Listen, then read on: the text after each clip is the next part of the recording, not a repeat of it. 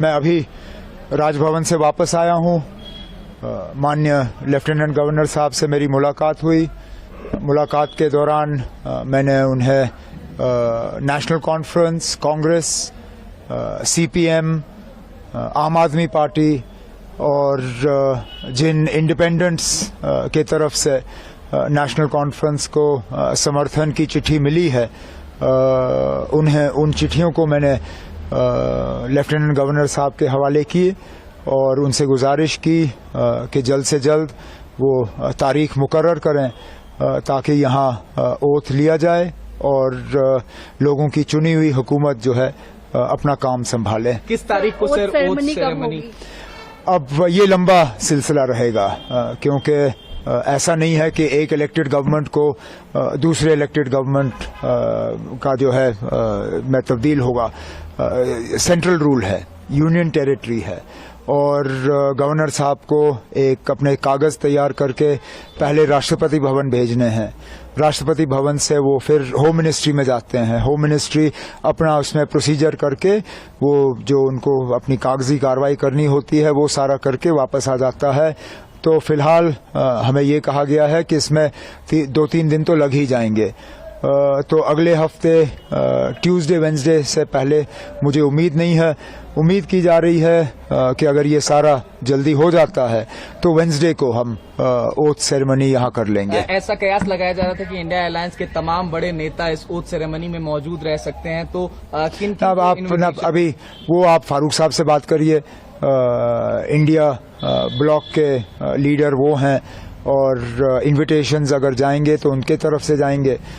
मुझे जिनको इनवाइट करना होगा वो अपने तरफ से मैं कल बैठ के उन्हें जो है दावत दूंगा।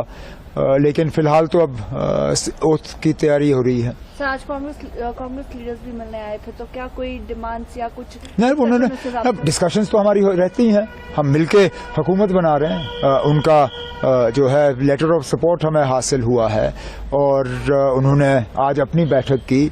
उनकी अपनी बैठक में उन्होंने अपने हाईकमांड को इजाज़त दी कि वो सीएलपी का जो है फैसला करें, सीएलपी लीडर का फैसला करें।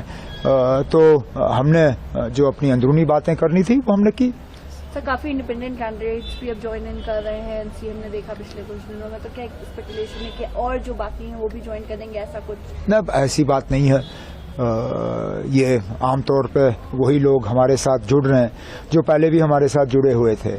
एक आध को छोड़ के ये सारे वही हैं जिनको शायद अलायंस की वजह से अपनी सीट नहीं मिल पाई और वो आज़ाद उम्मीदवार के तौर पे इलेक्शन लड़के गए और जीत गए। अब वो अपने नेशनल कॉन्फ्रेंस के साथ में वापस आना चाहते हैं और एक आध ऐसा है जो नेशनल कॉन्फ्रेंस में रह के हमारे साथ एक नया रिश्ता कायम करना चाहता है, जिसकी हमने सराहना की, जिसको हमने वेलकम किया और इन्हें लोगों के वोट हासिल हुए क्योंकि लोगों की उम्मीदें हैं कि उनके इलाकों में काम होंगे और मेरा फर्ज बनता है कि उनके मैं जो है हाथ पकड़ के उनके इलाकों में उनकी मदद करूं। सर, एक आखिरी सवाल।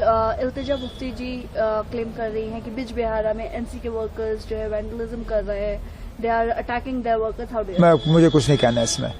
ये अब अगर किसी तरह का सबूत है तो वो पेश करें। जिनके खिलाफ इल्जाम लगे हैं वो तो उनके खिलाफ अब केस करने के लिए तैयार हैं, डेफेमेशन के। अब ये अदालत को फैसला करने दीजिए कौन सही है कौन गलत। सर, जम्मू डिवीजन के इग्नोरेंस का एक बड़ा आरोप लगा। कोई इग्नोरेंस नहीं है ना,